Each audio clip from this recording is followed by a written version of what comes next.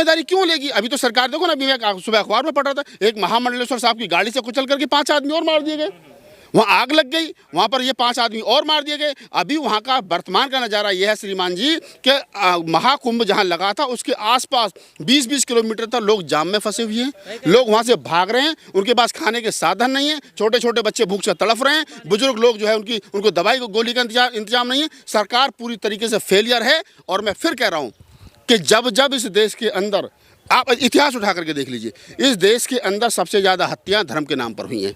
इस देश के अंदर सबसे ज़्यादा कत्लेआम धर्म के नाम पर हुआ है। जो अपने आप को धार्मिक कहते हैं, धार्मिक उन्मादों में शामिल होते हैं, धार्मिक जलसों का हिस्सा बनते हैं, उनका शोषण अत्याचार हुआ है। नास्तिक आदमी, मेरे जैसा आदमी जो किसी धर्म को नहीं मानता, जो नास्तिक है, वो कभी भी ना तो किसी का जान लेता है ना किसी की जान देता, कि वो धर्म का हिस्सा नहीं है। मंत्री कहते हैं ये छोटी मोटी घटना है। हाँ, तो वो जो निषाद साहब का, संजय निषाद की जिक्र करें ना, नाम लेके बोला करो, ऐसे डरते क्यों यार?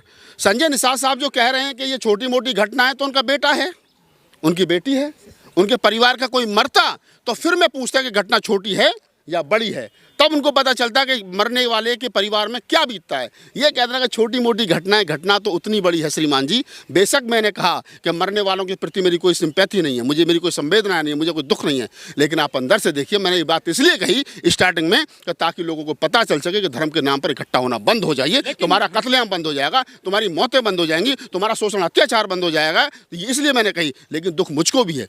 मौत होती है, कत्ल होता है, हत्या होती है। जो छोटे छोटे बच्चे, 2-2 साल के बच्चे रह गए, उनका पालन पोषण कैसे होगा? सरकार जिम्मेदारी लेगी। कैसे कह सकते हैं नागपाल जी, वो है घटना, एक्सीडेंट है, ये हत्या नहीं है, ये दुर्घटना है। ये पहले तो जांच होनी चाहिए कि ये भगदड़ हुई कहाँ से, भगदड़ करने वाले कौन लोग थे। जब मामला वहाँ शांत प्रिय चल रहा था तो फिर ये भगदड़ क्यों हुई? भगदड़ करवाई गई है, की गई है, गरीब वीआईपी ट्रीटमेंट के चक्कर में ऐसा कुछ। तो वीआईपी, जिन लोगों को वीआईपी ट्रीटमेंट दिया जा रहा था उनकी वजह से भगदड़ हुई, तो वो जो वीआईपी लोग थे उनकी वजह से वो हत्यारे हैं इसके। आप कैसे कह दो कि हत्या नहीं है ये? जिन लोग, जो लोग, अरे साधु बाबा हो या बादू बाबा हो, आदमी की जान की कीमत है। वो चाहे महामंडलेश्वर है, चाहे रोड पर बैठ करके जूती काटने वाला है, चाहे राष्ट्रपति है, चाहे प्रधानमंत्री है। लेकिन जो साधु संत हैं वो सारे यही कह रहे हैं कि यहाँ का पुलिस प्रशासन जो हो वीआईपी ट्रीटमेंट में लगा रहा है। मैं भी तो वही कह रहा हूँ कि जो वीआईपी, जिन लोगों को वीआईपी ट्रीटमेंट दिया जा रहा था और जिनकी वैसे ही हादसा हुआ, तो वीआईपी लोग इसके जिम्मेदार हैं, वो हत्यारे हैं। मैं करूँ खुलेआम, अगर वो लोग नहीं जाते, अगर उनको वीआईपी ट्रीटमेंट नहीं दिया जाता तो शायद ये हादसा नहीं होता। साधु संत गृह मंत्री को जिम्मेदार ठहरा रहे हैं। बिल्कुल, मैं बिल्कुल कह रहा हूँ कि गृह मंत्रियों को जो जिम्मेदार है, भाई गृह मंत्री की जिम्मेदारी देश में कानून व्यवस्था बनाए रखना। अगर कानून व्यवस्था फेल होती है, सरकारें फेल होती हैं, तो गृह मंत्री की जिम्मेदारी, गृह मंत्री को आगे आकर जिम्मेदारी लेनी चाहिए ना, मुख्यमंत्री को आगे आकर जिम्मेदारी लेनी चाहिए। हाँ, ये हमारा फेलियर है, एक्सेप्ट करना चाहिए।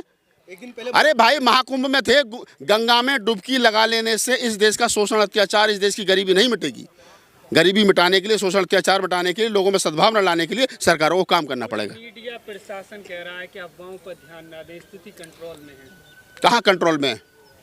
अब ये देखिए, सरकार क्या कह रही है, मीडिया सरकार के इशारे पर उछल कूद कर रहा है, ठीक है, और मीडिया इसलिए कर रहा है क्योंकि उनको अपना चैनल चलाना है।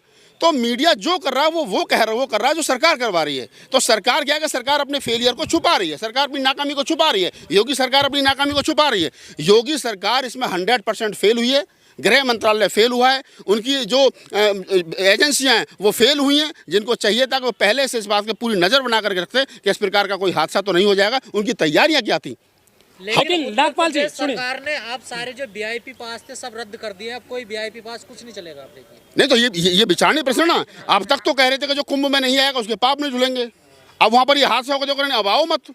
तो सरकार चाहती क्या? सरकारी बुलाना चाहती है, सरकार मने करना चाहती है। सरकार कंफ्यूज है, दरअसल सरकार को पता ही नहीं है वो क्या चाहती है। तो सरकार जो कर रही है ना, वो करना कुछ और चाहती है, हो कुछ और जाता है। लेकिन नागपाल जी, इस पूरी खबर को करीब 15 घंटे 20 घंटे दबाए रखा योगी सरकार ने और मीडिया ने। जब सुबह अखबार छपे वो पूरे महिमा मंडन से भरे हुए थे, फ्रंट लाइन पर हेडलाइन छपी हुई थी कि योगी मोदी ने बड़ी घटना को बचा लिया।